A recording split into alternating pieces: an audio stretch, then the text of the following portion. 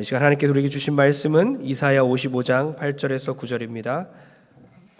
이사야 55장 8절과 9절 다 같이 합독합니다. 제 성경으로는 구약성경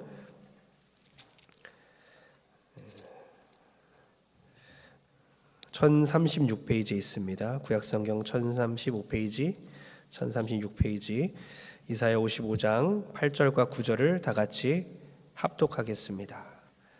다 같이 시작. 이는 내 생각이 너희의 생각과 다르며 내 길은 너희의 길과 다름이니라. 여호와의 말씀이니라. 이는 하늘이 땅보다 높음같이 내 길은 너희의 길보다 높으며 내 생각은 너희의 생각보다 높음이니라. 아멘. 오늘 내가 만난 하나님이란 제목으로 오늘 말씀을 전하시는데요.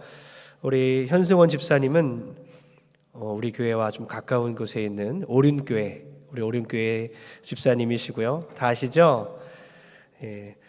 오륜교회에서는 다니엘 기도를 하고 있는데 저희는 이제 세일의 기도회라는 이름으로 자체적으로 집회를 하고 있습니다. 현승원 집사님은 디쉐어 의장이시고요. 그리고 유명한 유튜버이십니다.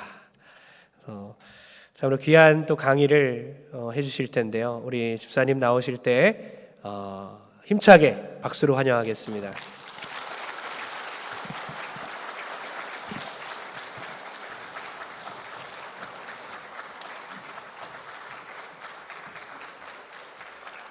감사합니다. 우리 같이 기도하겠습니다. 하나님 사랑합니다. 우리가 이 시간 하나님을 사랑하는 마음으로 이 자리 가운데 모였습니다. 주님, 이 시간 앞에 선 자는 부족하고 연약하나 성령께서 함께하여 주셔서 듣는 하나님의 모든 자녀들이 하나님의 음성 듣는 시간 되게 하여 주시옵소서. 주님을 신뢰하며 기대합니다. 예수님의 이름으로 기도드립니다. 아멘. 네, 초대해 주셔서 감사합니다. 제 소개를 잠깐 하고 시작을 하도록 하겠습니다. 아까 목사님께서 결혼은 하셨냐고 물어보셨는데, 저는 한국 나이로 40살이고요. 결혼을 13년 차가 돼서 자녀가 셋이 있습니다. 그래서 첫째는 5학년이고 둘째는 3학년, 셋째는 1학년입니다. 아이를 키우고 있는데요. 저는 태어날 때 모태신앙 가정에서 태어났습니다. 근데 태어나고 났는데 모태신앙이긴 했는데 놀라운 사실 하나는 뭐였냐면 어머니하고 아버지의 신앙의 격차가 상당히 났습니다. 이런 경우에는 누가 좋을지 대충 아시겠죠? 어머니가 매일마다 새벽에 예배 드리시고 하나님께 예배 드리시고, 아버지는 주일 밤이든 토요일 밤이든 분간하지 않고 칠 거 다 치시고, 마실 거 다 마시고, 필 것도 엄청 피시고, 할 거 다 하시면서 신앙생활 하시는 분이셨습니다. 그리고 어렸을 때 보기에는 두 분이 너무 다르신데 어떻게 저렇게 안 맞는데 왜 결혼하셨나라고 봤더니 그 이유를 발견하게 됐습니다. 아버지가 너무 잘생기셨어요. 그래서 어머니가 잘생긴 걸로 만나서 그 대가를 다 받으셨습니다. 그래서 혹시 여기서 아직 결혼 안 하신 자매 청년분들 계시다고 한다면은 절대 형제 얼굴을 보면 안 된다라는 것을 말씀드리고, 하나님 보셨듯이 중심을 보면서 교제하시기를 축복합니다. 그래서 이제 두 분이 신앙생활을 하시는데요. 문제는 뭐냐면 하나님께서 사람의 기질과 그 사람이 가지고 있는 성향을 잘 다듬어서 사용하시는 것처럼 저희 아버지는 믿음은 뭐 하나님 앞에서의 어떠한 인격적인 예수님을 만난 적은 없지만은 뭐 하나가 있으셨냐면 모든 일을 할 때 열정적으로 하시는 분이셨어요. 그래서 고스톱도 밤새도록 치십니다. 참 놀라운 일은 뭐냐면, 그래서 그 당시에는 이러한 것들에 대한 걸 교회에서 가르치지 않기 때문에 또 교회 일은 교회 일대로 열심히 하세요. 말 그대로 가정과 교회가 아예 별개인 거죠. 그런데 참 재밌는 일은 거의 한 40년 전이죠. 근데 그때는 직분을 줄 때 가정에서의 삶이나 이런 것들을 보지 않았던 것 같아요. 그래서 아버지가 감리교회 다니셨는데, 감리교회는 남자 성도가 권사님이라는 직분이 있습니다. 그래서 아버지께서 30대 중반의 나이에 권사 직분을 받으시고 교회에서 회개하고 이거를 섬기셨어요. 5년 동안 최선을 다해서 섬기시고 할 거는 다 하셨습니다. 그런데 어머니하고 아버지하고 가끔 싸울 때 보면은 저는 정말 놀란 게 뭐냐면, 어머니가 당신은 그따위로 믿으면 천국 못 간다 뭐 이런 얘기를 하시는 거예요. 여러분 꼭 기억하셔야 될 건 천국에 대한 모든 주권은 우리 예수 그리스도께 있는 줄 믿으시기 바랍니다. 그래서 이제 얘기를 해갖고 저는 그 권한이 저희 어머니한테 있으신 줄 알고 하도 얘기를 막 하시기 때문에, 그래서 이제 두 분이 막 많이 싸우시고 이런 것들을 봤어요. 근데 어느 날 어머니 아버지가 그 아버지는 믿음은 안 좋았지만 최선을 다해 섬겼던 교회에서 크게 상처를 받는 일이 생긴 거예요. 그 이유가 뭐냐면 목사님하고 장로님이 편이 갈려서 싸웠어요. 그래서 너무 많은 교인들이 상처를 받고 어머니 아버지도 교회를 나가시게 된 거예요. 근데 저는 교회에 있는 쪽에 있고 싶었는데 제가 초등학생이고 어리니까 아무것도 모르니까 어머니 아버지를 따라서 나갔죠. 갔는데 그때부터 아버지가 두통이 너무 심해지시고 코피가 멈추시지가 않는 거예요. 가만히 잡고 있어도 계속 코피가 나시고, 그리고 어머니는 얼마나 화가 많이 나셨는지 나는 이번 기회에 성당으로 옮길 거다, 뭐 이러한 얘기를 하실 정도로 굉장히 많은 상처를 받으셨어요. 그런데 그때 아버지 친구분 중에 한 분인데, 그 친구분도 성가대 지휘하면서 담배 피는데 아버지보다 예수님을 인격적으로 먼저 조금 만나셨어요. 조금 먼저 만나셔갖고 뭐라고 하냐면, 그렇게 힘들고 어려운 상황이라고 한다면 내가 좋은 훈련 프로그램을 하나 소개해 줄 테니까 거기에 들어가서 좀 훈련을 받았으면 좋겠다. 그래서 그 하나님의 은혜로 아버지가 그때 훈련을 받았는데, 그게 뭐였냐면 예수전도단에서 하는 DTS라고 하는 훈련이었어요. 그래서 이제 다행히 그때 이상한 데가 아니라 갔는데, 이제 한국에는 이 DTS라고 하는 훈련 중에서 직장인 훈련이 있는데, 그 직장인 훈련은 금요일 날 직장 갔다 와서 밤 늦게까지 훈련 받고 토요일 날 하루 종일 훈련 받는 프로그램이었어요. 원래 그 예수전도단에서 하는 DTS는 원래 정상적으로는 6개월 동안 합숙을 하는 겁니다. 근데 한국만 직장인을 위한 훈련이 있어서 아버지가 그걸 받으시면서 금요일 날은 맨날 늦게 오시고 토요일 날은 하루 종일 있다 오셨는데, 어느 날 오시더니 저희 연년생이었거든요. 제가 동생이 있는데, 한 살 어린 동생인데 이게 얘기를 하는 거예요. 뭐라고 하냐면, 내가 학교에서 배운 대로 오늘 적용을 하려고 하는데 훈련 받으면서, 뭐예요 아버지? 그랬더니 너희들한테 용서를 구한다는 거예요. 뭔가 용서 구한다는 걸 배우셨나 봐요. 그러더니 그동안에 체벌했던 거, 때렸던 것들에 대해서 다 용서를 구하고 아버지가 잘못했다는 거예요. 저희가 어떻게 말을 하고 반응해야 될지 모르잖아요. 아버지가 가르쳐 주더라고요. 용서하는 마음이 있거든 용서하고 사랑하고 축복합니다 하면 된다는 거예요. 그래서 제가 용서하고 사랑하고 축복합니다 하고 같이 안고 울고 기도하고 마쳤는데, 그 뒤로 집안 가운데서 놀라운 역사가 일어난 게 체벌이 없어졌어요. 그래서 뭔가 잘못을 하면 아버지가 방에 가서 30분 동안 하나님 앞에서 뭘 잘못했는지 기도하고 나서 회개하고 나서 깨닫고 나서 용서를 구하면 용서를 받아주고 끝나는 걸로 시스템이 바뀐 거예요, 집이요. 근데 놀라운 건 뭐냐면, 자존심이 세가지고 나 잘못한 거 없다 그러면 또 들어갑니다, 방에요. 그리고 나와가지고 뭘 잘못했는데 아직 없는데 그럼 또 들어가요. 하나님도 기회를 몇 번 주셨습니다, 북이스라엘에게. 끝까지 말을 안 들은 게 문제였죠. 근데 이제 그래도 없다 그러면 이제 그때 맞습니다. 그때는 이제 몽둥이로 맞는 거죠. 그렇기 때문에 그 일이 아니라고 한다면 거의 맞을 일이 없어진 거예요. 그리고 제가 생각했죠. 가정에 드디어 평화가 왔다. 너무 좋다. 그런데 어느 날 아버지께서 더 놀라운 얘기를 하시는데, 뭐냐면 그렇게 나한테 상처를 주고 힘들게 했던 그 교회, 상처받으면서 나왔던 교회에서 그 과정 가운데서 아버지도 완전히 잘한 건 아니기 때문에 잘못한 부분과 마음에 걸리는 부분이 있다는 거예요. 그래서 그 부분을 그 목사님께 가서 용서를 구하고 온다는 거예요. 제가 뭐라고 했냐면, 이미 나온 교회인데 뭘 갈 필요가 있냐, 이게 당연한 거 아닙니까? 근데 그렇게 배웠다고 가신다는 거예요. 그래서 가서 용서를 구하고 오셨어요. 그래서 아버지가 너무 대단하다고 싶더라고요. 그리고 그 다음 연도에는 너무 은혜를 받으셔서 예수님을 인격적으로 만나시고 예수전도단의 간사님으로 위탁을 하셔갖고 1년을 섬기기로 결정했어요. 근데 간사로 위탁을 했더니 아버지가 뭐라고 하냐면, 이번 연도에는 선교를 가는데 단기 선교를 해외로 간다는 거예요. 그래서 저는 단기 선교가 뭔지도 모르고 선교사는 또 더 뭔지도 모르고, 그래서 아버지께 여쭤봤어요. 그럼 단기 선교 가서 선교사님 만나면 선교사님은 어떤 분이세요? 그랬더니 한국에서 누릴 수 있는 것과 이 땅에 누릴 수 있는 모든 것들을 내려놓고 하나님 나라와 그 땅을 위해서 온전히 헌신한 사람이 선교사라는 거예요. 그래서 제가 그 얘기를 듣고 나서 신학은 한 거냐고 여쭤보니까 한 사람도 있고 안 한 사람도 있대요. 아, 그렇군요. 그래서 아버지가 가셨어요. 어디 가세요? 그랬더니 인도에 가신다는 거예요. 아버지가 뭘 주세요? 그러니까 뭐를 주나 그랬더니, 이제 그때는 이제 제 인생에 처음 받아본 단기 선교 기도 편지인데, 포토샵이나 일러스트를 할 줄 모르니까 한글로 쳐가지고 사진을 뽑아서 실물 사진을 붙였어요, 이렇게요. 그래갖고 저한테 기도 제목 이렇게 써가지고 기도해달라는 거예요. 그래서 제가 이제 그걸 잡고 나서 기도했어요. 그리고 아버지가 그 인도에서도 들어보지 못한 지역이었거든요. 들어보지 못한 지역은 보통 호텔이나 숙소나 이런 게 열악하잖아요. 갔다 오시더니 뭐라고 하시냐면, 오늘부터 우리는 선교사님을 후원하기로 결정했다는 거예요. 아, 그런가요? 그래갖고 제가 한번 제 돈도 아니니까 한번 여쭤봤어요. 얼마 후원해요? 그랬더니 아버지가 5만 원씩 한다는 거예요. 그게 1995년도였습니다. 그래서 인도에 계신 선교사님께 한 달에 5만 원씩 보내기 시작했어요. 어머니께서도요, 같이 간사로 위탁하셔갖고 그 다음 연도에는 어머니하고 아버지가 같이 해외로 단기 선교를 가셨는데, 그 땅은 케냐에 있는 나이로비가 아니고 이시올로라고 하는 어떠한 누구도 들어보지 못한 아주 시골 같은 지역이었어요. 거기 가셔가지고 어머니 아버지가 또 은혜를 받고 이러한 선교사님이 없다, 싱글로서 완전 현지인들과 똑같이 먹고 저렇게 생활하는 분이 어딨냐, 이분은 반드시 후원해야 된다. 그래서 우리 가정이 후원하는 선교사님이 두 선교사님이 됐어요. 그런데 정말 기가 막힌 거는 그 이후로 아버지 어머니가 매년 나가시는 거예요. 1년에 가끔 2번씩. 그래서 아버지가 작게 사업을 해서 사업하면 단기 선교를 쉽게 나갈 수 있는 줄 알았는데 그게 아니더라고요. 근데도 계속 나가신 거예요. 어느 날 봤더니 아버지가 후원하는 선교사님 목록 리스트를 쭉 옆에서 지켜봤더니 17가정을 후원하는 거예요.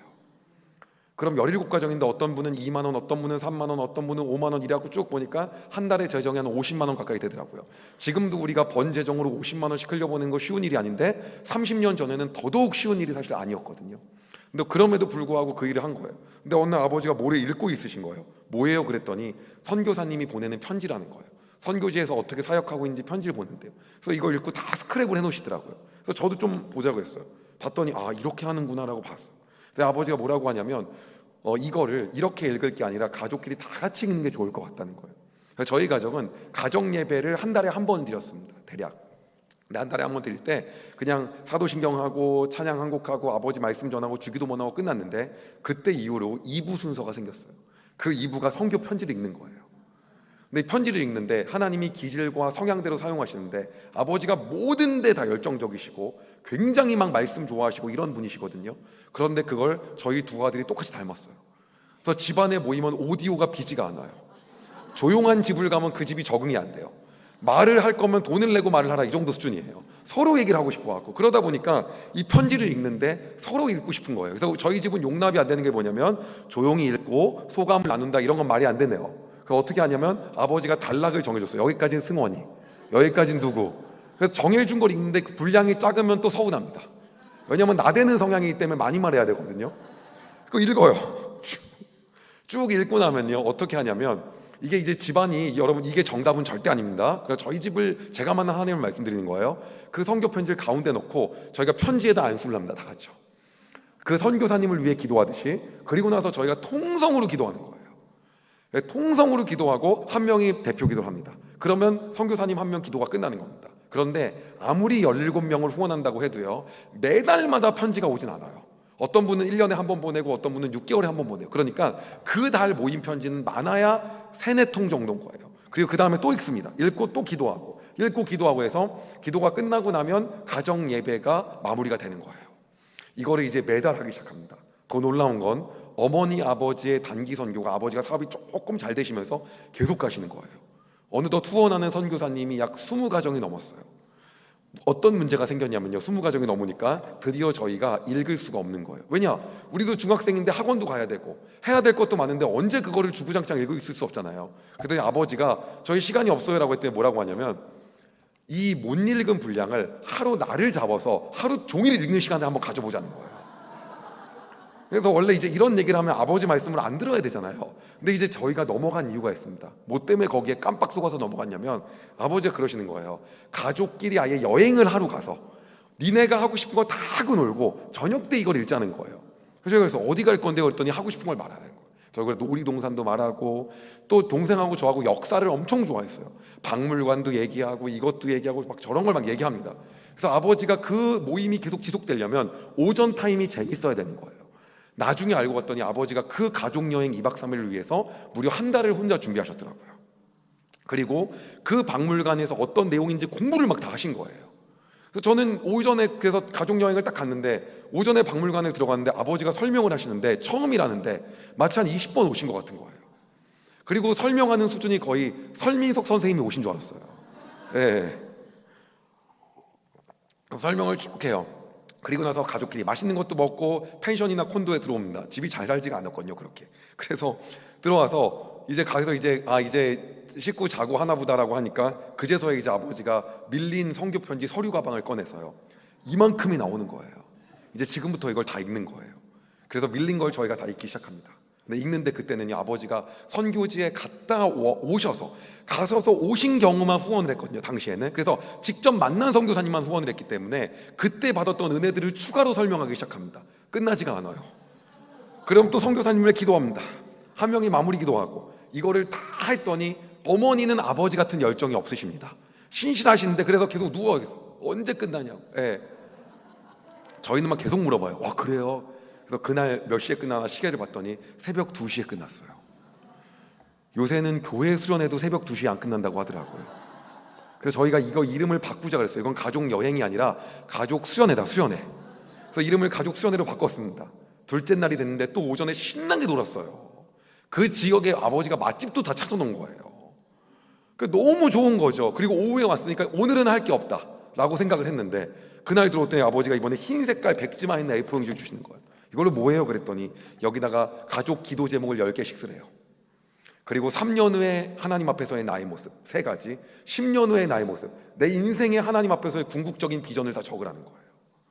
그래서 이걸 다 쓰라 그래갖고 흩어져서 썼어요. 썼는데 놀라운 건 뭐냐면 쓰고 나서 각자 기도하고 마무리가 아니라 브리핑하는 시간을 가져요. 왜냐면 나대는 집안이기 때문에 말하는 걸 너무 좋아하는 거예요. 끊느라고 적셔, 그만하라고 계속.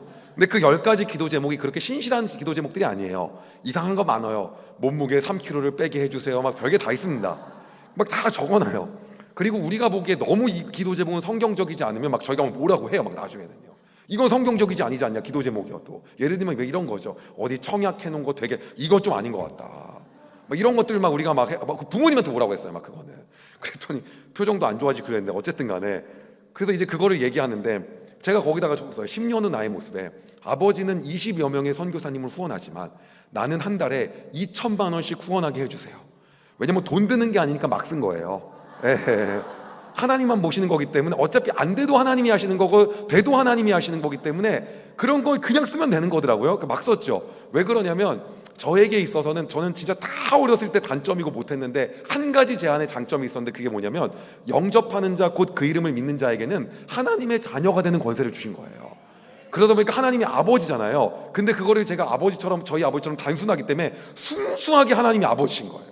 그러다 보니까 이거를 그냥 시원시원하게 홍해를 가르신 하나님이 오늘도 나의 아버지라면 2천만 원 따위가 아무것도 안 남아 다 썼어요. 막 이렇게요. 막 썼어요. 그리고 나서 가족 수련회가 매년마다 지속이 됐습니다. 그러면서 선교사님을 보진 않았지만은 하도 읽어대고 기도하다 보니까 잘 알겠더라고요. 그런데 어느 날 집에 오니까 부모님이 그 선교사님이 집에 오신다는 거예요. 오셔서 우리가 오늘 같이 얘기하는 시간을 갖는데요. 그래서 학원 끝나고 밤에 왔어요. 똑같죠 뭐. 학원을 안 보내거나 막 그런 집안이 아닙니다. 할 거 다 해요. 그리고 딱 집에 오니까 선교사님하고 어머니 아버지하고 얘기하신 줄 알았는데 사람들이 한 20-30명이 우리 집에 있는 거예요. 누구지 했더니 이 선교사님은 교회 파송을 제대로 받으신 분이 아니어서 아버지가 매달마다 후원할 수 있는 사람을 다 모금한 거예요. 그분들이 오신 거예요. 그 열정으로 아버지가 다단계를 하셨으면 대박이 났을 거예요. 다 이거를 모은 거예요. 그러니까 이분들은 전부 다 뭐냐면 이분을 후원하는 분들이 다 모인 거야. 누군지도 모르는데 저 아버지 때문에 후원하게 된 거예요. 그러니까는 선교사님이 어떻게 선교지에서 활동하는지 막 얘기하는 거예요. 그게 나중에 알고 보니까 그게 선교 보고더라고요. 저는 선교 보고가 가정에서 일어나는 줄 알았어요. 그걸 보고 나중에 보니까 교회에서 하는 거더라고요. 그래서 저는 가정에서 했기 때문에 우리나라가 선교 강국이 된 줄 알았어요. 그래서 막 듣고 하고 막 저희도 듣고 얘기하고 막 우리도 막 물어봐요. 편지를 하도 읽었기 때문에 막 엄청 아는 척해요. 니네들이 어떻게 하냐? 편지를 읽었으니까 알죠. 그리고 나서 우리도 기도받고 뭐하고 다 끝나고 이제 가시는 줄 알았는데 선교사님이 주무시고 가신다는 거예요. 그 왜 주무시고 가시나 어머니 아버지는 그랬더니 선교지에서 오시면 마땅히 주무실 곳이 없더라고요. 그래서 이제 갑자기 저희가 자는 방을 빼드리고 주무시게 해드렸어요. 아침에 식사도 같이 하고 저희는 학교 갔다 학원 갔다 왔는데 또 계신 거예요. 안 가셨어요? 그랬더니 또 주무신다는 거예요. 야, 3박 4일을 주무시더라고요. 근데 기가 막힌 일은 뭐냐면 그렇게 주무시게 드린 일이 1년에 우리 집에서 2-3번씩 있었어요. 매년마다. 이제는 자동이에요. 어머니가 너네 오늘 방 치워라, 방 깨끗하게 해놔라, 선교사님 오신다. 네, 그거예요. 어느 날은 방을 지저분하게 해놓으면 저희가 혼나요. 내 방인데 왜 혼났는지 모르겠어요. 하도 안 씻고 자니까는 벽이 새카매졌어요. 선교사님 오시기 전에 도배를 해놓으시는 거예요. 우리가 살 때도 좀 해주시지. 그리고 나중에 알고 봤더니 어머니가 정말 명품이 하나 없으신데 선교사님 옷이 허름하면 쇼핑을 시켜드리더라고요. 그리고 갈 때는 항상 US 달러로 30불, 50불, 100불씩 드리는 거예요. 이렇게 해가지고 이 일들이 늘 있었어요. 어느 날은 집에 갔어요. 가봤더니 아버지가 이상한 걸 해놓으신 거예요. 거실에 가득 차게 세계 지도를 걸어 놓으셨어요. 세계 지도가 여러분 집에 걸어 놓으면 정말 안 예쁩니다. 그게 교회거나 층고가 높은 데가 멋있는 거지 집이 해봤자 2m 50밖에 안 되는 데에다가 가득하면 답답하죠. 세계 지도를 붙여놓으시고 엄청 컸어요. 그리고 거기다가 선교사님 편지를 각 나라에 맞게끔 붙여놨어요. 이렇게 터키 이렇게 나라에 맞게. 그래서 저희가 지나갈 때마다 그걸 읽는 거예요. 읽고 또 읽는데 어느 날 이렇게 읽고 가만히 읽으면서 기도하고 있는데 어머니 아버지가 오셨어요. 오시더니 뭐라고 하냐면 이분은 나중에 한국에 오시면은 아무것도 없다는 거예요. 어머니 나이인데 모든 거를 갖다가 하나님 나라를 위해 다 헌신하고 환경 먹었으니까 니들이 이분은 부모님처럼 모셔야 된대요. 저분도 부모님처럼, 저분 부모님처럼 모실 분이 너무 많아. 저분도 모셔야 된다. 그래갖고 제가 했어요. 그 생각을 했습니다. 그래, 어차피 이거 하나님이 하시는 건데 여기서 뭐 부담 가질 게 뭐가 있냐. 예, 제가 모시겠습니다. 그랬어요. 근데 원래 이제 부모님이 죽으면 너희들을 위해서 반포에 집을 마련해냈다 이러면 되게 은혜가 가득한데 선교사님을 준비했다 이러니까는 그럼에도 불구하고 믿음으로 받았어요. 그리고 생각을 했습니다. 언젠가는 이걸 우리가 할 수도 있겠구나 라는 생각을 했습니다. 그런데 그때 제가 그렇게 한번 살아보기로 결심한 이유가 고등학생 때인데, 이유가 뭐냐면 선교사님이 오셔가지고 주무시고 어머니가 막 식사 대접하고 쇼핑도 해드리고 헌금도 하고 가족끼리 모여서 기도하고 이런 걸 보았을 때 부모님의 모습이 내가 죽으면 죽으리라 하나님을 위해서 헌신한다가 아니라 너무 행복해 보이시는 거예요. 그래서 제가 생각을 했어요. 나도 저렇게 살면 행복한가? 너무 좋아 보이시는 거예요. 그래서 저는 오히려 이렇게 생각을 했어요. 와, 저건가 보다. 저게 진짠가 보다. 왜냐하면 그걸 하면서 내가 죽겠고 힘들게끔 저희가 영향을 받는데 그게 전혀 아닌 거예요. 와, 그래서 저건가 보다. 속았죠. 그래서 이제 가족 수련회를 가고 했는데 문제가 뭐냐면 아버지 사업이 계속 잘 되지가 않아요. 잘 됐다가 안 됐다 하는데 이제 계속 이제 내리막을 타기 시작하는 거예요. 내리막을 타다 보니까 문제가 뭐냐면 후원하는 선교사님이 많아졌는데 갑자기 저희가 한 40가정 가까이 됐거든요. 쭉 올라오다가. 그런데 그 가정의 선교사님들을 후원을 이제는 끊어야 되는 거예요. 어느 정도 좀 줄여야 되는 거예요. 줄여서 정말 어머니 아버지하고 친하고 해야 되는 분 한 15분만 하자, 이런 얘기가 나오기 시작한 거예요. 근데 저희 아버지가 어떤 얘기 했냐면 선교사님을 그만 후원하거나 새로운 선교사님을 후원하는 건 우리가 배운 대로 기도하고 하나님께서 마음을 주신 걸 나누고 가족 모두가 동의하면 그렇게 한다고 얘기하셨어요. 그래서 그날도 어머니가 그런 안건을 내셔서 저희가 기도했어요. 하나님, 우리 마음을 정결케 하여 주시고 우리를 깨끗게 하여 주시고 우리 안에 죄가 있다면 하나님 것들을 사해 주시고 이 시간 회개하오니 하나님 온전하게 우리 가정 가운데 어떠한 마음인지 알려주십시오. 기도한 시간 가졌어요. 근데 제 마음 가운데 하나님이 주시는 마음이 당연히 틀릴 수도 있겠지만 어떤 마음이었냐면 선교사님 후원을 중단하거나 줄이는 게 아닌 건 거예요. 그래서 끝나고 그걸 얘기했어요. 저는 하나님 제 안에 주신 마음이 물론 틀릴 수도 있지만 아닌 것 같다. 줄이는 건 아닌 것 같다. 적어도 중단도 아닌 것 같다. 근데 동생도 그렇대요. 아버지도 비슷한 얘기를 하시는 거예요. 근데 그 안건을 어머니가 내셨잖아요. 어머니 표정이 당연히 안 좋아지시죠. 어머니가 그러는 거예요. 니들이 돈을 내냐 뭘 하냐. 아무것도 안 내면서 뭐 하나님이 아닌 것 같다 그러니까 당연히 이게 얼토당토 없잖아요. 뭔가 한 돈 100만 원씩 내면서 계속 하십시오 그러면 은혜가 되는데 그게 전혀 아니니까는. 그래서 우리가 이런 얘기를 했습니다. 아버지가 내년이 돼서 후원이 바로 망하는 게 아니기 때문에 내년 가족 수련회 때 같이 결정하시죠. 그렇게 시간이 몇 년이 지났어요. 또 내년 그러면서 이 얘기는 계속 나왔어요. 근데 이제 저희가 대학을 갔는데 그게 좋은 대학을 가지 못했거든요. 근데 하나님 은혜로 제가 정말 좋은 대학을 못 갔는데 과외를 하거나 그럴 수 있는 학교가 아니었어요. 그런데 하나님 은혜로 제가 과외를 한 2개 정도를 하게 된 거예요. 동생도 알바를 하게 됐고 저희가 한 달에 버는 돈을 봤더니 제가 한 60-70만 원, 동생도 한 그 정도가 되는 거예요. 그 저희가 재정이 생겼잖아요. 그리고 11조를 하고 나서 저희 마음에 들었어요. 제가 어렸을 때 부모님한테 받은 교육이 유태인식의 재정 교육을 받았어요. 그게 이제 어떤 거냐면 11조는 나의 모든 재산이 다 하나님 거다라고 하는 걸 증표하는 마음으로 드리는 게 11조라고 배웠거든요. 그래서 11조를 했고 성교헌금이나 구제헌금을 조금이라도 한다면 그거는 하나님께 하는 거다. 하나님께 한다라고 배웠고 그 다음에 돈을 또 다름에 쓸 때는 어떻게 쓰냐면 사치품을 살 때는 모아서 쓰거나 아니면 월급에 아주 극소수를 써야지 이거를 갖다 충동 구매하면 안 된다. 그 외에 돈을 쓰는 건 돈을 벌어야 쓰는 거지 버는 데가 아니면 사용하는 게 아니다. 그 외에는 필수품만 쓴다. 이러한 것들이 딱 있었단 말이에요. 그래갖고 제가 연애할 때도 제가 당시 여자친구가 뭐라고 했냐면 왜 너는 바지가 3벌밖에 없냐는 거예요. 그래서 제가 뭐라고 했냐면 바지는 돈을 벌어주지 않기 때문에 3벌밖에 없다. 근데 그 말을 듣고도 저를 좋아해서 지금도 같이 살고 있습니다. 네. 그래서 그러한 재정관이 딱 있었기 때문에 그리고 이제 용돈을 진짜 조금 주셨어요 아버지가. 근데 용돈기 입장을 써서 잔액을 맞게끔 가져가지 않으면 다음 용돈을 안 주시는 거예요. 그래서 매달 그걸 아버지 앞에 가져가야 되고 6년을 썼습니다. 거의 고등학교 4학년 때까지. 그렇기 때문에 이게 집안에 이 재정 교육을 확실하게 했기 때문에 11조를 딱 하고 저희 안에서 재정이 생겼을 때 동생하고 저희가 논의를 했어요. 우리가 이 재정을 갖고 어떻게 사용할까라고 했는데 이런 생각이 드는 거예요. 갑자기 이게 그러니까 하나님께서 주신 마음이죠. 어떤 마음이었냐면 아버지 선교사님 후원하는 거 도와드리자. 아버지가 매번 가족 수련회 때마다 어머니한테 기가 죽어갖고 어깨가 내려가는 꼴을 볼 수가 없다. 아버지 길을 세워드리자. 그리고 우리도 하나님 일에 동참하자. 이 간증을 할 때마다 저희 어머니가 싫어하십니다. 뭐야 저것들은 다 아빠 편이라고. 그래갖고 우리가 아버지 길을 세워드리자. 그래서 아버지한테 찾아갔어요. 근데 아버지가 너무 좋아하시는 거예요. 그래서 제가 아버지한테 딱 얘기했습니다. 아버지, 그래서 우리가 이 정도 액수 한 10만 원에서 15만 원 정도로 하려고 합니다. 많이 못합니다. 그랬더니 알았다는 거예요. 근데 아버지한테 그랬어요. 아버지 대신에 조건이 있는데 어떤 조건이냐면 이 조건이 있습니다. 선교사님이 우리 집에 오셨을 때 아버지한테만 고맙다 그러고 저희한테는 고맙다고 안 하면 기분이 매우 나쁠 것 같습니다. 그러니까는 후원을 저희가 한다는 걸 반드시 정확하게 얘기하셔야 됩니다. 그랬더니 그래 당연하다는 거예요. 왜냐하면 집이 유태인식의 경제 문화여서 어떤 게 있었냐면 주는 거하고 받는 거하고 파는 거하고 빌려주는 게 명확했어요. 아버지가 중고차를 하셨는데 제가 이제 차를 사야 되는 거예요. 왜냐하면 그 차를 사면 돈을 더 벌 수 있어서 그 공식에 맞아가지고 차를 사러 갔는데 문제는 차에 유지비가 있잖아요. 뭐 기름값도 있고 뭐 자동차세도 있고 세차비도 있고 수리비도 있고 딱지비도 있고 여러 가지 비용이 있는데 제가 봤을 때 가장 크게 드는 건 자동차 가격이 떨어지는 거더라고요. 가격이 매년마다 내려가더라고요. 몰랐는데 5천만 원짜리 새 차를 사면 매년 500만 원씩 내려가는 거예요.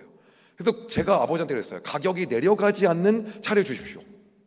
아버지가 그런 차가 없다는 거예요. 그래서 제가 생각을 했어요. 그럼 어떤 차를 사야 될까? 그래서 아버지한테 200만 원짜리 차를 달라고 했어요. 200만 원이면 내려갈 대로 내려가서 더 이상 안 내려갈 것 같아. 이미 다 바닥인 것 같아. 그래서 얘기했더니 아버지가 뭐라고 하냐면 그걸 저한테 한 50만 원 대략 붙여서 파셨어요. 네. 왜냐면 집이 파는 거하고 주는 게 명확하거든요, 이게요. 근데 놀라운 건 뭐냐면 그 차를 탔는데 차에 사이드를 채웠는데 차가 내려가요. 아버지 차가 내려갑니다. 보험을 불렀는데 이거 위험한 거 아닙니까? 그러더니 정상적인 차를 탈 거면 왜 중고차를 사냐는 거예요. 새 차를 사야지. 제가 그 얘기를 했더니 당시 사귀었던 여자친구가 계속 같은 여자친구예요. 뭐라고 하냐면 친아버지가 맞냐는 거예요. 이게 제가 나중에 유태인 그 경제교육인데 우리 집이 더 빡셌던 것 같아요. 보니까요. 예. 그리고 더 문제는 어떤 거냐면 차가 가다가 이제 꿀렁꿀렁거려요. 바퀴가 빵 하고 고속도로에서 터진 거예요. 갓길에 댔죠. 이렇게 해서 갓길에 대놨어요. 보험 불렀죠, 당연히요. 1년에 그때 보험을 한 8번 부른 것 같아요. 이런저런 문제가 생기니까. 그랬더니 이제 아버지한테 바퀴가 이거 문제가 있다. 이런 차 위험하다고 한다 애들이. 그랬더니 아버지가 뭐라고 하냐면 어차피 덤프트럭에 박으면 다 죽는다는 거예요. 세상에 위험한 차는 없다는 거예요. 네, 알겠습니다 그랬죠. 뭐 할 말이 있었어요. 그러다 보니까 우리 집은 이 문화가 정확했기 때문에 제가 아버지께 선교사님 후원은 저희가 하는 거기 때문에 정확하게 말씀드려야 됩니다라는 말이 건방진 게 아니라 집에 문화인 거예요. 문화. 너무 당연한 문화인 거예요. 그 얘기를 딱 드린 거예요. 그랬더니 아버지가 진짜 전화를 막 다 하셨어요. 그러더니 뭐라고 하냐면 이렇게 하지 말고 너희가 선교사님을 후원하는 걸로 아빠 걸 이제 물려받아라. 그래서 후원할 사람 5만 원씩 후원할 사람 3명을 니네가 찝어라. 그래서 저희가 자주 우리 집에 오시고 자주 주무신 분들을 찝었어. 이분 친하니까. 그래서 이분들 동생 3명, 제 3명 이렇게 가져가게 된 거예요. 그래서 그분들한테 아버지가 다 얘기를 해놓은 거죠. 그래서요 그날 거의 대한민국 최초로 선교사 분양 사건이 일어난 거예요. 예, 받은 거죠. 그래서 드디어 아버지가 후원하던 선교사님을 물려받게 된 거예요. 근데 참 놀라운 건 뭐냐면 과외를 더 많이 하게 되면서 선교사님 후원을 더 하게 되더라고요, 저희가. 그럼 아버지 이제 여기서 스탑하셔야 되는데 또 다른 후원 선교사님을 더 발굴하는 거예요. 이분도 해야 된다, 저분도 해야 된다. 신이 나신 거예요, 완전히요. 선교지를 더 많이 다니시고. 그러던 와중이었는데 제가 그런 일이 있었어요. 어떤 일이 있었냐면 꿈이, 여기 젊은 분들도 있으시니까 스타 강사가 꿈이었는데 스타 강사가 되지 못한 이유가 있어요. 뭐 때문에 못했냐면 학력이 안 좋다 보니까 경력이 안 생기더라고요. 학원에서 작은 학원도 다 떨어지는 거예요. 학력이 안 좋아서. 경력이 없으니까요 유명 학원으로 가지 못하는 거예요. 그래서 제가 선택한 방법은 뭐냐면 딱 이거였어요. 우리가 모든 일을 할 때 죽기 하듯 하라고 성경에 나와 있잖아요. 그래서 나는 내가 할 수 있는 한 최선을 다한다. 그래서 저의 선택 방법은 뭐였냐면 유명한 스타 강사의 강의를 그대로 보고 나서 완전히 익히는 거라서 그렇게 거의 한 1만 시간 가까이를 강의를 들었어요. 그러다 보니까는 참 놀라운 게 남들이 저한테 어떻게 영어 가르쳤냐고 물어보는데 영어를 좋아하고 잘하고 재밌고 유학파여서 가르친 게 아니라 하나님께 기도하면서 너무 강의를 하고 싶은데 과목을 결정하게 됐는데 역사 좋아했다고 했잖아요. 역사를 가르치려고 했더니 동생이 형 그러다 굶어 죽을 거라는 거예요. 그래갖고 이제 제가 선택을 했어요. 그럼 국어를 가르쳐야겠다. 그랬더니 당시는 문화가 이과생이 국어를 안 하던 시절이에요. 그래서 저한테 영어를 하라 그랬는데, 영어는 저한테 어떤 과목이었냐면 주어 동사 해석하고 다 단어 연결시켜서 통밥으로 해석하는 최악의 최악. 재수를 해도 점수가 올라가지 않는 게 영어였거든요. 고등학교 2학년 때는 영어를 시험 보면 100명 중에 7, 80등을 했어요. 이런 사람이 뭘 영어를 가르쳐요? 말이 안 되잖아요. 근데 동생이 형은 영어를 하는 게 맞다 그래갖고 영어를 가르치게 됐는데, 첫 과외를 동생이 소개시켜줬는데 만났더니 얘가 저보다 영어를 훨씬 잘해요.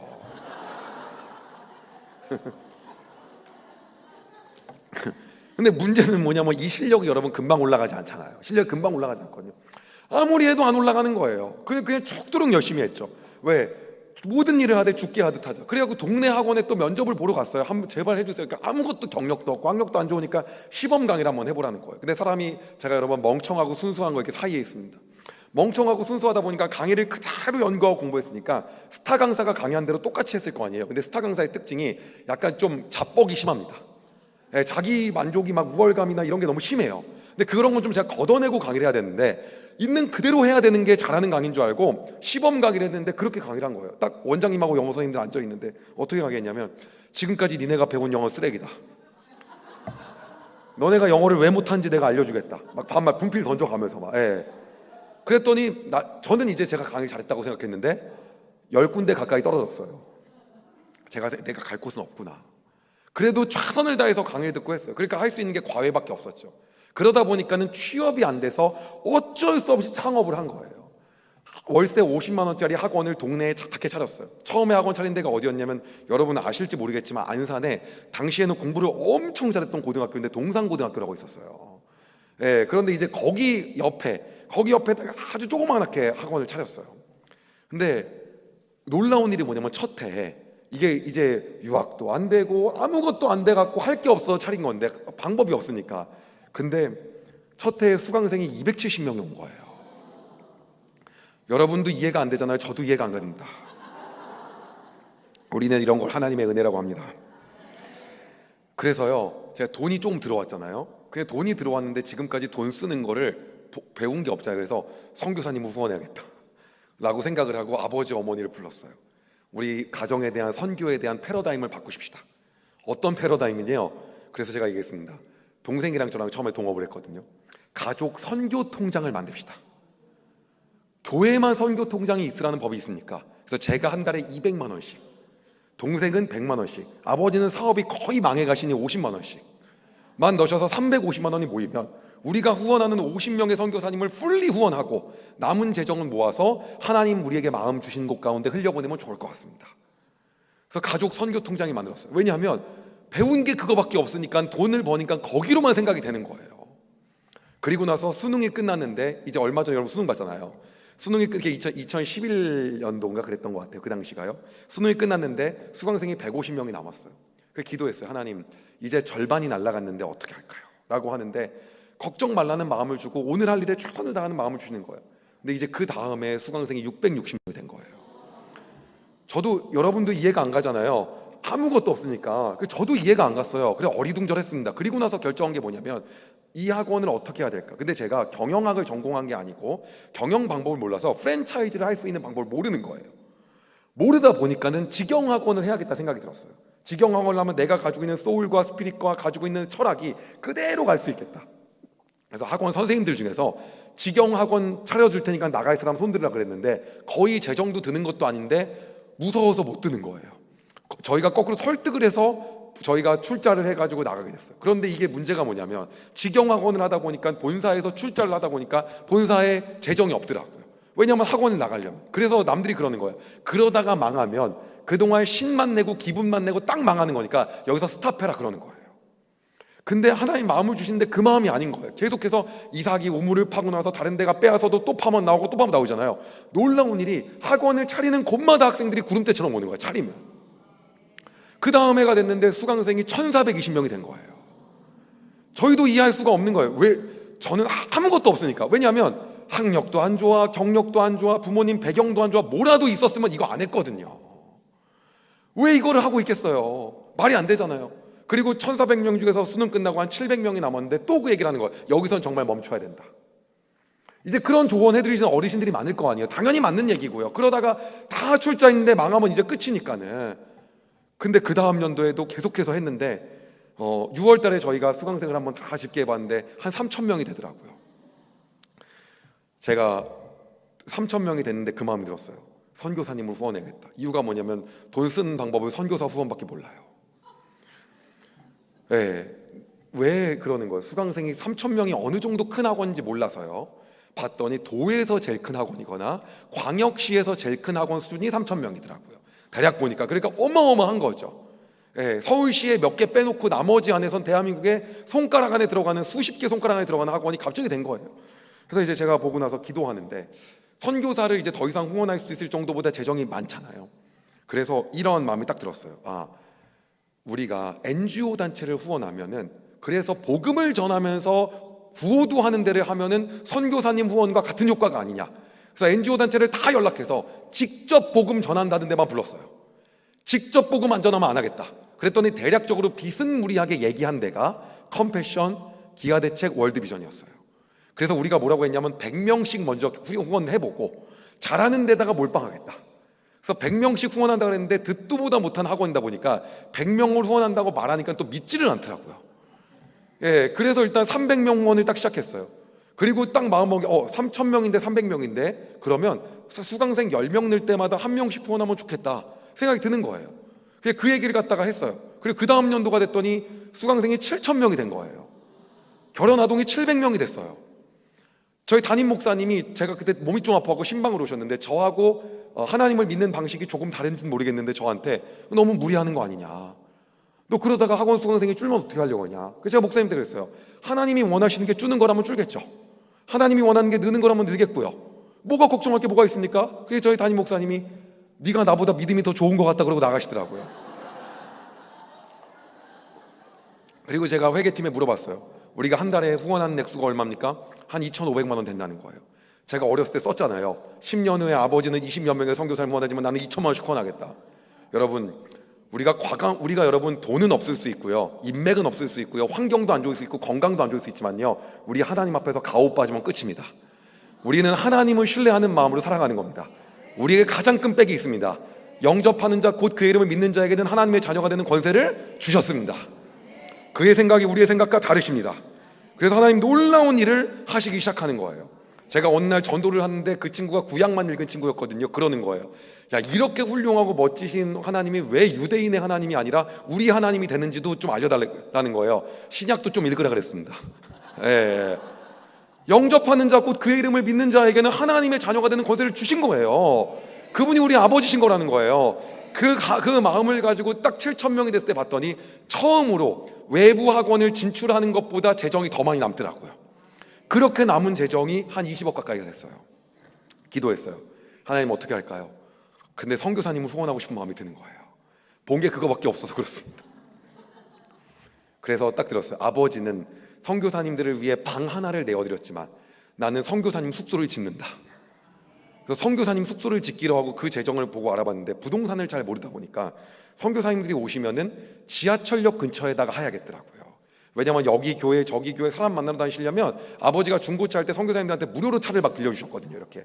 그리고 막 사고 나면 다 처리하시고. 근데 저는 그게 너무 당연한 건 줄 알았는데 자기 재산을 그렇게 하는 게 쉬운 건 아니었더라고요. 보니까요. 그런 것처럼 이제 지하철역 근처에다가 해야겠다 라고 딱 마음을 먹고 나서 봤는데 한 그 정도 액수로 지하철역 근처에다가 지을 만한 데가 없어서 1호선으로 내려가다가 수원역 근처에 화서역이라고 있어요. 그 화서역에 걸어서 한 7, 8불 정도 거리에 땅을 매입해서 여기를 선교사님 숙소로 지으면 되겠다고 견적이 딱 나왔어요. 근데 하나님이 제 마음 가운데 어떤 마음을 주셨냐면은 이거를 하나님께 드리라는 마음을 주시는 거예요. 근데 이거를 회사 돈으로 하면 주식이 거의 100%가 적 거기 때문에 제 건물이더라고요. 어찌 보면은.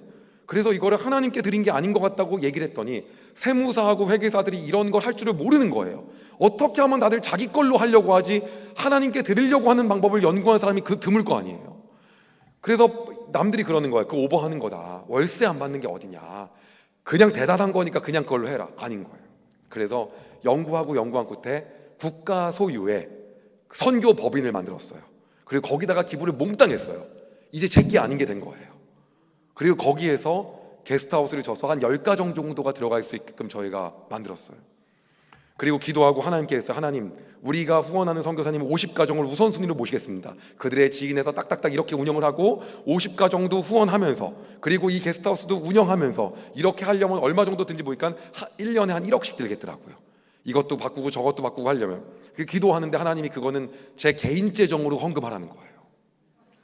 예, 선교사님들한테 10,000원씩 받고 그거 하지 말라고 하는 거예요. 알겠습니다. 그러고 시작을 했어요. 근데 그 이후로 몇 년 안 있다가 코로나19가 발생했는데 초반에 사람들이 격리를 안 해주려고 하더라고요. 초반에는요, 다 무서워서. 저희가 초반에 다 격리를 했어요. 왜냐하면 저희 집 특징이 단순하고 순수하거든요. 예, 멍청한 것도 포함되어 있습니다. 예, 다 격리를 해갖고 하고. 그런데 너무 오늘까지 너무 감사한 건 여러분 뭐냐면요, 누적으로 저희 게스트하우스에서 약 350가정이 섬겼습니다. 예, 쉬고 가셨어요. 예, 그래서 그것도 제가 아버지를 이겼습니다. 아버지는 방 하나를 내어드렸기 때문에. 그리고 나서 이제 제 마음에 드는 거예요. 이제는 내가 다시 한번 선교사 후원뿐만 아니라 하나님 앞에 어떻게 살아야 될지를 정립해야겠다. 우리 하나님이 어떤 분이신지를 다시 한번 알아야겠다. 그래서 성경을 정말 다시 한번 읽었는데 성경의 원리가 너무 한결같고 똑같은 게 어떤 거냐면 믿음이더라고요. 믿음. 우리가 보이지 않아도 믿음으로 선포하고 그것들을 먼저 행했을 때 하나님이 그 일을 역사하시는 거더라고요. 요단이 마를 거라고 하는 확신이 없더라도 믿음으로 마른다는 확신으로 밟았을 때 하나님 그걸 마르게 하시고, 요단을 밟은 다음에 할례를 받으면 역습이 오면 다 죽는데도 말씀하시면 믿음으로 순종하고 할례를 받고, 7바퀴를 돌다가 죽더라도 말씀하시면 먼저 하는 것이 성경의 원리더라고요. 미디언한테 죽더라도 하나님이 인구가 많다 그러면은 10,000명씩 내보내고 300명만 남기는 게 똑같은 원리인 거예요. 그래서 제가 이거를 보고 그럼 이렇게 살아야겠다. 하나님, 이제 어떻게 해야 됩니까? 라고 기도하는데 어디에다가 재정을 또 흘려보낼까요? 그랬더니 하나님이 재정이 아니라는 거예요. 그럼 뭐예요? 넌 왜 전도하지 않냐? 어떤 전도요? 너네 학생들이 10,000명이 넘고 선생님들이 1,000명이 넘는데. 제가 기도해서 하나님, 학생들에게 전도를 하는 거는 말이 안 됩니다. 그거는 회사의 존폐와 연관이 돼 있고 선생님들한테 잘못 전도했다가 요즘 세상에 큰일 납니다. 하나님 그러는 거예요. 너네 회사가 누구 거냐? 그 마음 저한테 주시는 거예요. 기도하는데 하나님 어떤 마음 주시냐면, 제가 이 회사를 처음 시작할 때, 학원을 시작할 때 아버지가 500만 원 도와주신 게 다더라고요.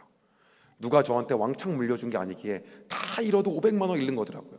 다시 한번 기도해 보니까 이 땅에 태어난 것부터가 이미 본전 이상이더라고요. 그것 자체가 은혜인 거예요. 그래서 생각했어요. 하나님, 이거 다 모든 게 하나님 것입니다.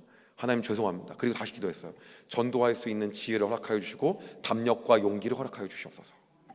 그리고 하나님이 지혜를 주셨어요. 어떤 지혜를 주셨냐면, 그 수능 끝나고 나서, 이제 수능이 끝났는데 스타 강사들 수능 끝나면요 팬미팅을 합니다.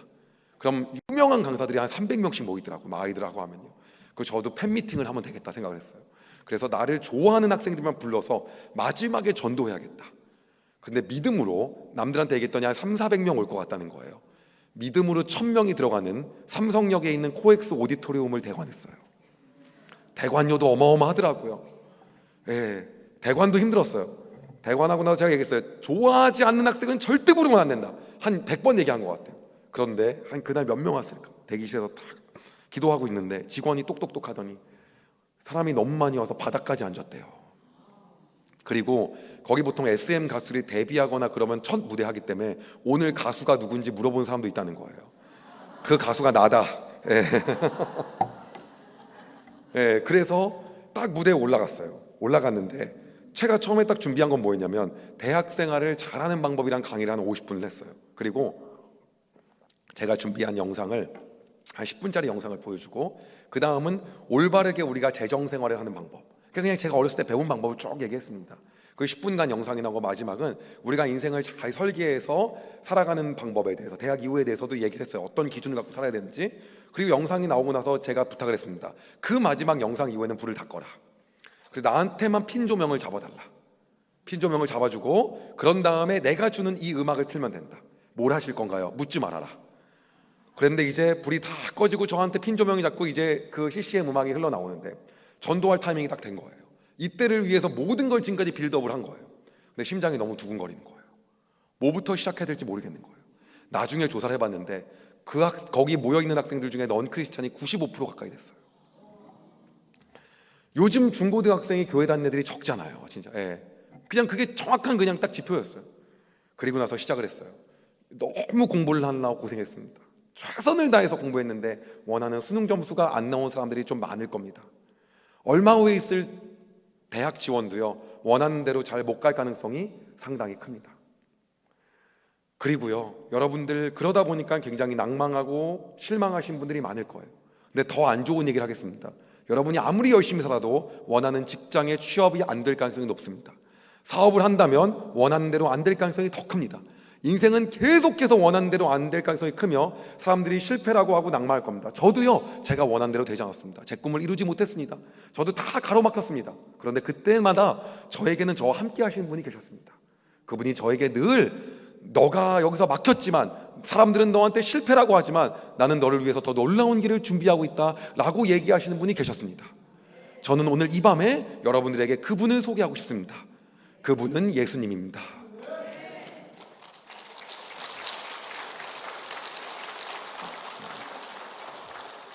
교회에서 얘기하기도 어려운 얘기를 믿지 않는 학생 95%가 있는데 그 얘기를 했어요. 쑥덕쑥덕 거리기 시작했어요. 지금 전도하는 거야 뭐야? 지금 전도하는 거 이게 그래서 딱 했어요. 이제 물은 엎질러졌다. 망해도 하나님이 알아서 하실 거다. 지금부터는 지른다. 그리고 지르기 시작했어요. 얘들아 솔직히 한번 생각을 해보자. 여기서 내가 강의를 판다거나 굿즈를 판다거나 물건을 팔면 나한테 돈이 들어온다. 근데 너희가 내가 만났던 예수님이 너희의 인생의 동반자로 삼고 나서 살아가는 것은 내 안에 이득이 아무것도 되는 것도 없다. 근데도 불구하고 우리가 이 헤어지는 마당에 이것이 진심이라고 하고 얘기한다면 이 진심을 너네가 들어줘야 되지 않겠니?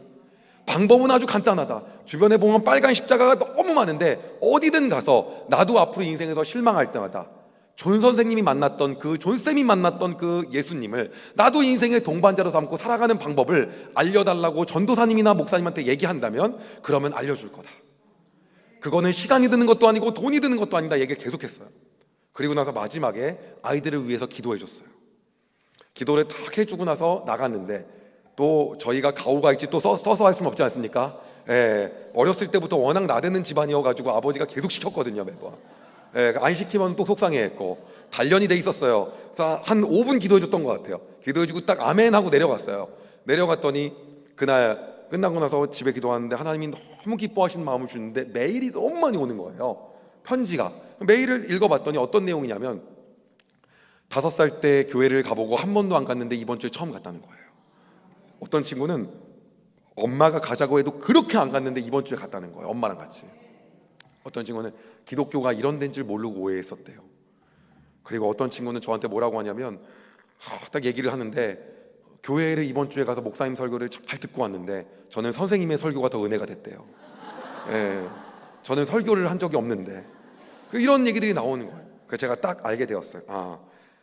인생을 살아가는 방법을 알겠다. 이 방법은 하나님께 모든 걸 다 드리고 하는 거구나. 믿음으로 하나님께 고백하고 나가면 하나님이 그 인생을 책임지시는 게 역사구나. 홍해를 가르신 하나님이 오늘날도 동일하게 역사하시는 하나님이시라고 한다면 그분이 오늘날도 역사하시는 분이다. 그리고 확신이 섰어요. 그리고 하나님께 기도했어요. 하나님 어떻게 살아야 됩니까? 근데 하나님이 항상 그렇게 기도할 때마다 주시는 건 뭐냐면 내가 할 수 없고 내가 어려운 거를 늘 말씀하시더라고요. 근데 그 이유를 알게 됐어요. 그게 뭐냐면 그게 하나님이 필요해서가 아니시더라고요. 뭐냐면 하나님의 우리의 마음과 중심을 보려고 그러시는 거더라고요. 그래서 하나님은요 이삭이 전혀 필요하지가 않았어요. 아브라함의 중심과 마음을 보시고 싶었던 거더라고요. 제 안에서 제가 절대 타협할 수 없던 게 있습니다. 그게 바로 어떤 거냐면 시간입니다. 저는 시간을 30분 단위로 씁니다. 잘 모르실 수 있겠지만 MBTI 성향이 극 J 성향입니다. 그래서 시간 약속 안 지키는 사람들 엄청 싫어합니다. 막 엄청 칼같이 해. 그런 스타일인데 이렇게 시간을 써갖고 저는 3개월치 스케줄이 늘 다 나와 있는 사람입니다. 근데 하나님 어떤 마음을 주시냐면 이런 마음을 주시는 거예요. 왜 너는 부모님처럼 선교지 안 가냐는 거예요. 전 갈 수가 없고요. 재정으로 후원하고 보내는 선교사 멋지지 않습니까? 하나님 보내는 선교사 전도도 하고 이 정도만 할 것 아닌가. 계속 가라는 마음을 주시는 거예요. 다시 기도했어요. 그거는 갈 사람들이 있고 저는 머물 사람 갈 사람이 있지 않습니까? 계속 그 마음을 주시는 거예요. 그래서 다시 기도해서 하나님 제가 갈 수 있는 담대함과 지혜라 길을 열어주시고 허락하여 주십시오. 그리고 임원들을 불렀어요.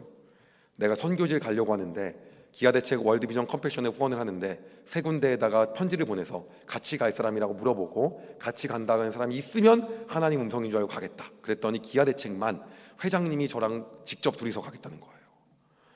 당시 유원식 회장님이라고 이제 은퇴하셨는데, 그래갖고 알겠다 그러고 이제 같이 선교지를 갔어요. 저희가 후원하는 아동들도 있고 하니까 보러. 그랬는데 알고 보니까 나중에 너무 괘씸한 게 뭐냐면, 제가 선교지를 갈 때마다 저희 회사 임원들이 너무 좋아하는 거예요.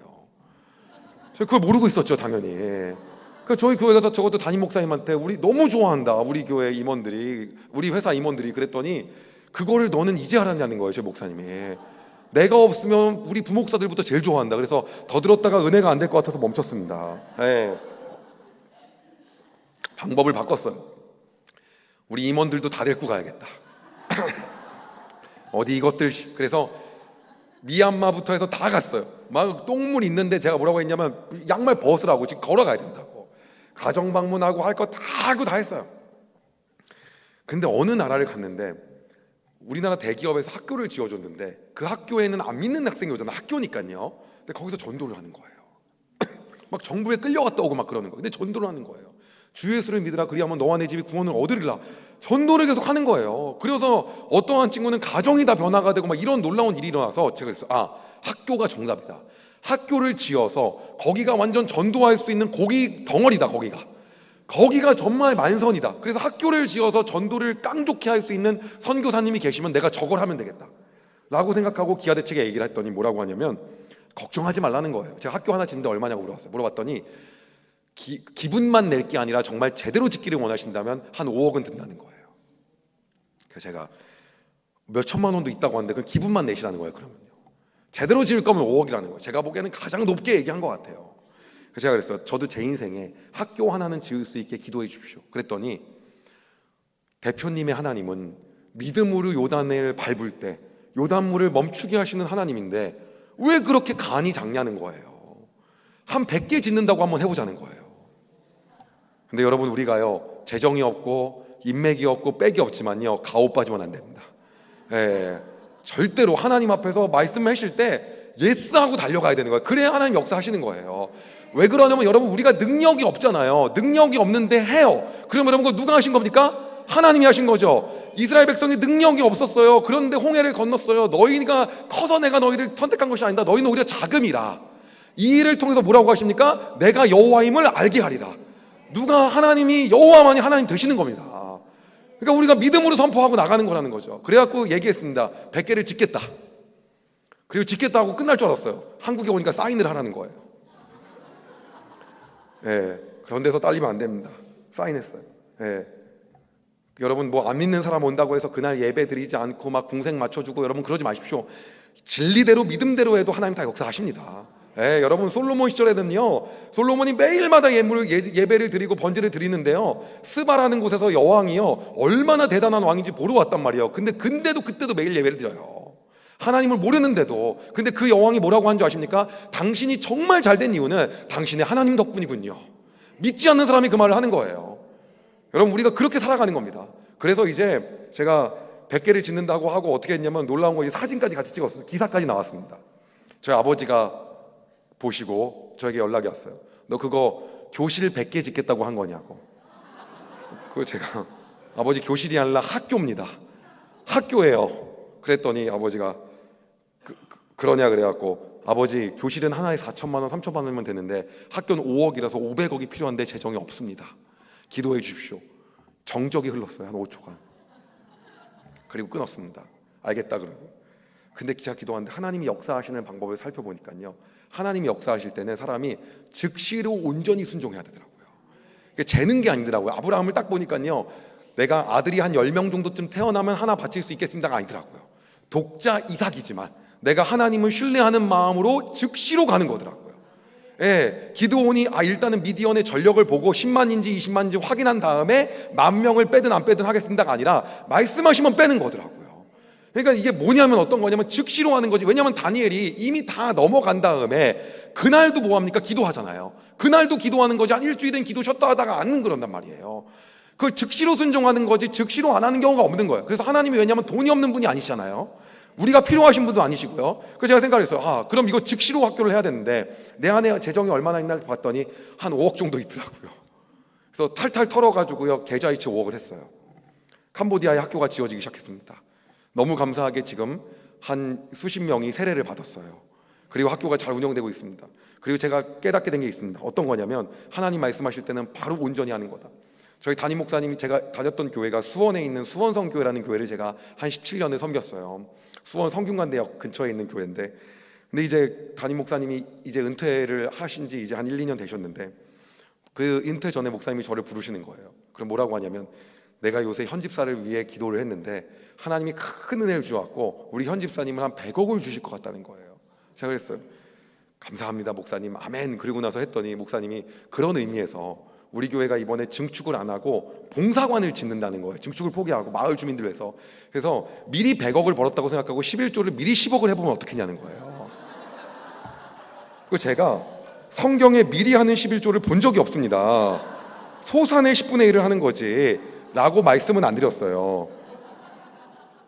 왜냐하면 목사님하고 성경 갖고 논쟁을 해야 뭐합니까? 그래서 그랬어요. 하나님이 저에게 그 마음을 주시는 거라고 한다면 오늘 가족회의를 통해서 같이 기도하고 결정을 하겠습니다. 다만 목사님이 기억하셔야 될 게, 목사님이 강단에서 헌금 설교를 하시면 저희 어머니의 표정은 매우 안 좋아지십니다. 어머니의 표정이 매우 안 좋아지기 때문에 목사님, 저희 어머니를 위해서 기도 부탁드립니다. 어머니가 오케이가 해야지 이게 될 수 있습니다. 그랬더니 목사님 뭐라고 하시냐면 딱 그러시는 거예요. 그 어머니한테는 조금 늦게 얘기하면 어떻겠냐는 거예요. 그래갖고 제가 오늘 목사님이 기도하셔야 됩니다. 그리고 나가는데 저 마음 가운데 하나님이 주신 마음이 뭐였냐면 그 마음이었어요. 에스더가 죽으면 죽을라 그러고 아하수에로 앞에 나가잖아. 페르시아의 아하수에로 앞에요. 그런데 그때 모르드게가 뭐라고 하냐면 오늘 네가 아니더라도 야훼 하나님께서는 다른 곳을 통하여 노임과 구원을 얻게 하신다고 얘기하는 거예요. 즉 에스더가 아니어도 유다인들을 살린다는 거죠. 하나님, 내가 아니어도 이 재정을 다 채우시고도 남으시겠더라고요. 그 마음이 딱 드는 거예요. 그래갖고 가족끼리 모여갖고 이 마음을 얘기했어요. 저희 아내가 당신이 하나님 음성 듣고 결정한 거라면 그렇게 하래요. 아버지도 그 얘기를 하시더라고요. 근데 어머니 표정이 아주 안 좋아요. 예. 그리고 반쯤 누워 계시더니 한참 있다 얘기하는 거예요. 그게 네 믿음이지 내 믿음이냐, 네가 알아서 해라. 그래서 알겠습니다. 그리고 끝나고 그날 자는데 그동안에 있었던 모든 일들이 주마등처럼 다 지나가는 거예요. 하나님이 어떻게 그동안 인도하셨는지, 그리고 어떻게 역사하셨는지를 보는데 딱 봤더니 제가 아무것도 없더라고요. 저희 집이 엄청나게 잘 살았냐? 그것도 아니었죠. 저를 스타 강사로 꽂아줄 수 있는 인맥이 있었냐? 전혀 없었죠. 그렇다고 한다면 저를 뭐 해줄 수 있는 뭐 경력이 제가 있었냐? 학벌이 있었냐? 아무것도 없었는데, 진짜 아무것도 없었는데 여기까지 왔더라고요. 그걸 제가 딱 보고 나서 눈물이 나면서 아침에 일어나자마자 제가 가동할 수 있는 재정을 쫙 봤어요. 그리고 하나님께 순종할 때는 즉시로 온전히 하는 거잖아요. 즉시로, 전도도 즉시로 온전히 하는 거지 몇 년 후에 하겠습니다, 지금은 때가 아닙니다, 회사 좀 더 키워서 하겠습니다, 이거 아니잖아요. 그래서 즉시로 온전히 해야 돼서 또 그날 바로 계좌이체를 했어요. 그리고 목사님께 문자를 보냈어요. 목사님, 제가 이 교회에 처음 왔을 때는 재수생이었습니다. 제 통장에 500만 원이 있었습니다. 근데 하나님께서 오늘 저에게 너무나도 큰 은혜를 주셔서 제가 이렇게 큰 회사의 CEO가 되었습니다. 제가 오늘 하나님을 너무나도 사랑하는 그 마음으로 11조를 했습니다. 이 일을 통해서 놀랍게 역사하실 하나님을 기대합니다. 그리 아니하실지라도 지금까지 인도하신 것만으로도 감사합니다. 목사님의 사역을 위해서 기도하겠습니다. 목사님이 그날 많이 우셨다고 하더라고요. 그리고 나서 회사를 운영해야 되는데 회사 운영이 계속 힘든 거예요. 왜 힘드냐? 기업은 커져가는데 외부에서 사람들은 안 들어와요. 본사가 지방에 있어갖고, 그리고 임원들을 뽑으려고 주식을 준다 그래도 안 들어오는 거예요. 왜? 기업의 가치가 없기 때문에. 그래서 가치를 만들려면 일부라도 투자를 받아야겠구나 라고 저희가 생각을 했습니다. 그리고 일부라도 투자를 받자. 그렇게 하고 나서 저희가 투자를 받으려고 했더니 어떤 사람들은 10%를 산다, 5%를 산다 얘기를 하는 거예요. 근데 어떤 데가 와서 주식의 50% 반을 사겠다는 거예요. 제가 50%는 너무 부담이 되고 나도 부담되고 당신도 부담되니까 그랬다 할까는 그들이 그래요. 우리는 현금이 1조가 있기 때문에 아무런 문제가 안 된다. 기업만 좋으면 괜찮다. 그래갖고 사기꾼인지 아닌지 다 찾아봤어요. 아니더라고요. 그리고 나서 봤더니 회사를, 그래서 이 회사가 좋은 회사인지 아닌지 6개월에서 1년을 봐야 된다는 거예요. 안 된다. 우리 경영하느라고 바쁘다. 한 달 반 만에 안 할 거면 가셔라. 한 달 반 만에 하겠대요. 다 이것저것 보더니 제 통장에 재정이 입금이 됐어요. 세금을 나가고 얼마가 남았나 봤더니 1,000억이 넘게 있는 거예요. 제가 그때 느끼게 된 사실이 있어요. 하나님은 돈이 없으신 분이 아니구나. 하나님 우리의 인생에 돈이 필요하신 분이 절대 아니구나.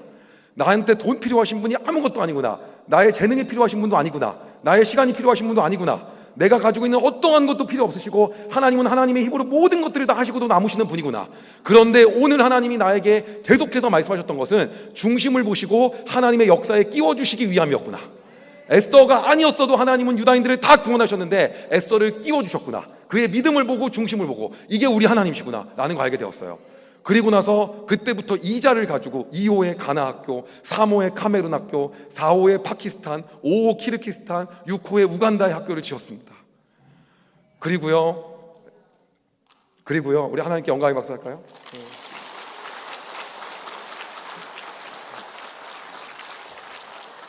그리고요 제가 얘기했습니다. 나의 학교에 짓는 목적은 복음을 전도하기 위함이지 교육이 아니다. 교육도 있지만 불러와서 전도하기 위해서 하는 거다. 그래서 우간다의 기독교 교육을 만들어 가지고요 처음에 시작을 할 때 몇십 명만 교회를 다니는 아동들이었습니다. 근데 이번에 갔더니 한 400명 정도 학생이 재학생인데 그 중에서 300명 가까이가 교회를 다니고 있습니다. 그 근처에 교회에 저희 학교가 지어지기 전에는 30명 학생들만 다녔는데 이번에 거기 목사님한테 얘기했더니 학교가 지어지고 학교에서 교육을 다 해갖고 학교 다니는 애들이 여기에서 230명이 매주 예배를 드리고 있다는 거예요. 하나님은 오늘도 동일하게 역사하시는 분이십니다. 그래서 제가 기도했어요. 하나님, 이제는 어떻게 살아야 됩니까? 남들은 저에게 또 조언합니다. 돈이 많으면 조용히 살아라. 한국에서 돈 많으면 조용히 살아. 왜 그러냐면 그 당시에 제가 이렇게 돈을 벌었을 때가 지금 하면 5, 6년 전이었었는데요. 그때 우리나라 30대들 부자 중에서 제가 거의 탑3였거든요. 그러니까 조용히 살라는 거예요. 조용히 절대로 하면 안 되는 거예요. 그래서 하나님께 그랬어요. 지금부터는 조용히 살겠습니까? 그랬더니 하나님이 너 조용히 살게 하려고 내가 이렇게 만들었냐? 나 되면 문제 생긴다고 합니다. 근데 그게 아니라는 거예요. 그래가지고 말도 안 되게 제가 2가지를 하기로 했어요. 첫 번째, 돈이 많아지니까 기가 막힌 일이 생겼습니다. 만나자는 사람이 원래 없었거든요. 그렇게 만나자는 사람이 많은 거예요. 내 만날 때 조건이 있습니다. 복음을 들어야 됩니다. 풀리 복음을 다 듣고 나서 근데 이제 거기서 보고 있는데 그게 이거 얘기하면 저랑 계속 못 만나잖아요. 막 저희 더 친한 척해요. 저희 사촌이 목사고요. 뭐 얘기해요. 사촌이 중요한 게 아니라 당신이 믿어야 됩니다. 끝까지. 부모님 관계없이 자식이 믿음을 통해서 믿는 거지 나의 믿음은 나의 믿음이 관계 있는 게 아니다. 그리고 만나는 사람들마다 복음 전하는 거. 그 다음 2번째가 있었어요. 2번째는 뭐였냐면 유튜브를 하라는 거예요. 유튜브는 진짜 안 됩니다. 유튜브를 뭘 할까요? 계속 하나님 말씀하시는 게 믿지 않는 사람들 뭐 인터뷰도 하고 뭐도 하고 별거 다 했어요. 근데 계속 마음을 주셨던 게 뭐냐면 성경을 가르치라는 거예요. 하나님 그랬어요. 성경은 신학도 안 했고 큰일 납니다. 그랬더니 하나님 어떤 마음 주셨냐면 네가 언제 영어를 잘했냐? 그래서 제가 이건 아닌 것 같아요. 그래서 기도했어요. 이거는 하나님 제가 바로 순종을 못하겠습니다. 그래서 이거는 기도원처럼 제가 그 양털 시험을 좀 해봐야겠습니다. 그리고 성경 영상을 하나 올렸어요. 구약 30분 만에 정리하기. 그랬는데 그 영상이 조회수가 100만이 넘게 나온 거예요. 안 믿는 사람이 엄청 본 거예요. 근데도 믿을 수가 없어요. 남들이 그래요. 저한테 구약은 재밌어서 그렇지 신약을 하면 다를 거라는 거예요. 신약 30분 만에 정리하기. 그것도 80만 명이 봤어요. 그래도 믿을 수가 없었어요. 30분짜리 영상은 짧아서 본 거다. 길면 안 본다. 그래서 창세기를 3시간 동안 찍은 거예요. 3시간 만에 끝내는 창세기 썼더니 제 친구가 저한테 뭐라고 하냐면 3시간이면 창세기를 읽지 네 영상을 왜 보냐는 거예요. 창세기를 다 읽겠다고 그 시간이면. 그 제가 썸네일을 바꿔야겠다. 그래서 잠자면서 듣는 창세기 풀스토리라고 바꿨어요. 그런데 조회수가 100만이 넘게 나온 거예요. 그래서 제가 생각했어요. 하나님이 하라는 신호가 맞구나. 그래서 목사님들께 감수 요청을 받았어요. 목사님 이거를 감수를 해주시고요. 여러 목사님들께 그다음 출애굽기부터 계속 찍었어요. 그리고 한 톨도 빠지지 않고 성경을 역사순으로 재배열해서 열왕기 상하를 갖다 가운데 선지서를 다 껴넣어서 역사순 재배열을 다 해가지고 마지막에 끝나고 이제 구약이 끝나고 구약과 신약 사이에 중간사를 찍고 있습니다. 놀라운 일은 뭐냐면요, 여러분요, 불교 신자들이 그렇게 많이 봅니다. 천주교는 말할 것도 없습니다.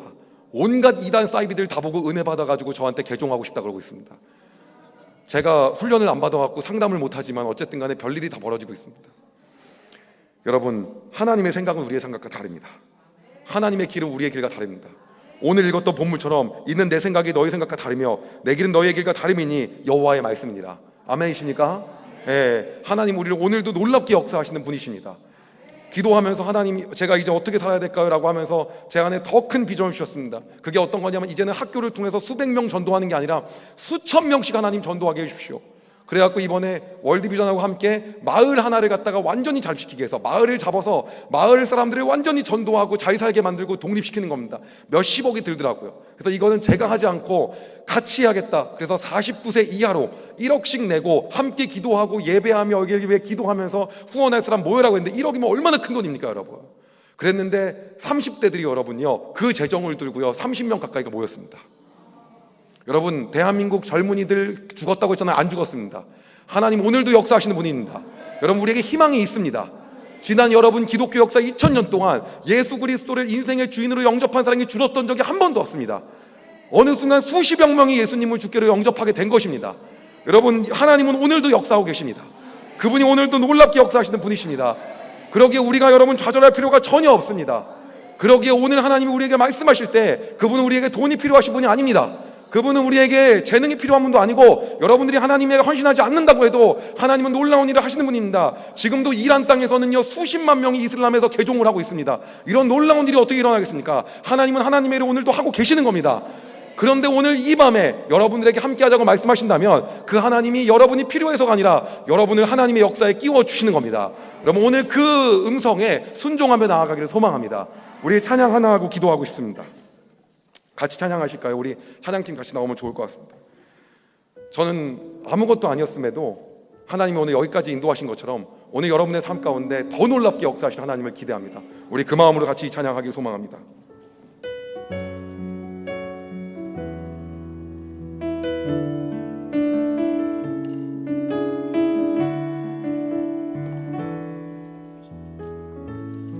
이 땅의 내 삶이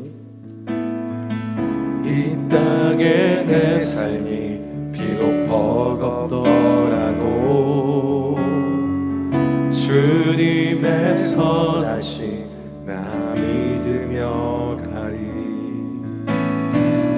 이 작은 자통에 주가 이뤄 가시니 감사로 사는 삶 나 살기 원하네.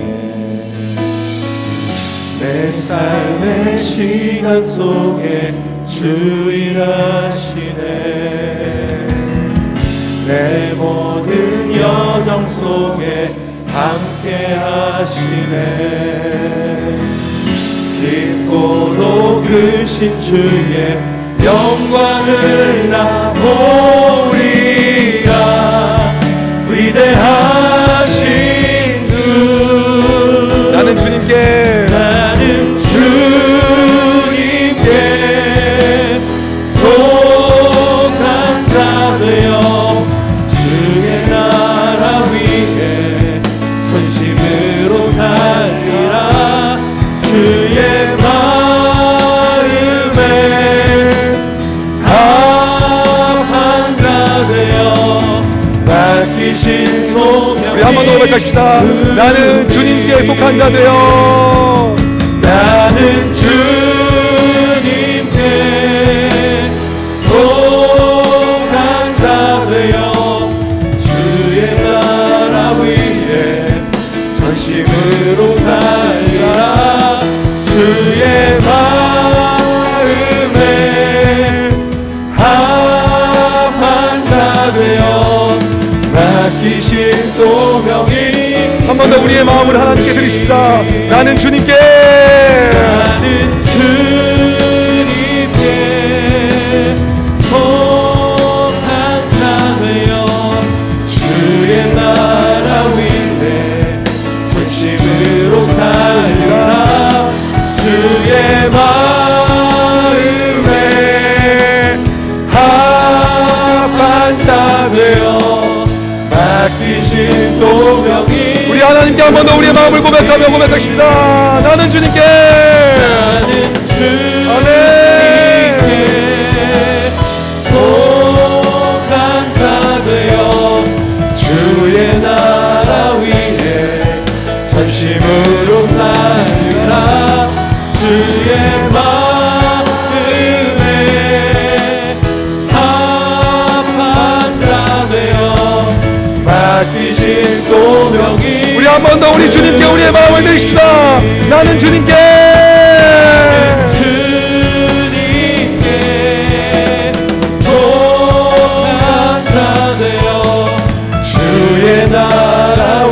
위해 전심으로 살리라. 주의 마음에 악한 자 되어 맡기신 소명이. 우리 마지막으로 한 번만 더 고백하겠습니다. 나는 주님께 나는 주님께 속한 자 되어 주의 나라 위해 전심으로 살리라. 주의 마음에 악한 자 되어 맡기신 소명이. 우리 마지막으로 한 번만 더 고백하겠습니다. 주님, 나는 주님께 속했습니다. 주님께 속한 자 되어 주의 나라 위해 전심으로 살리라. 주의 마음에 악한 자 되어 맡기신 소명이. 맡기신 소명 이루리. 맡기신 소명 이루리. 아멘.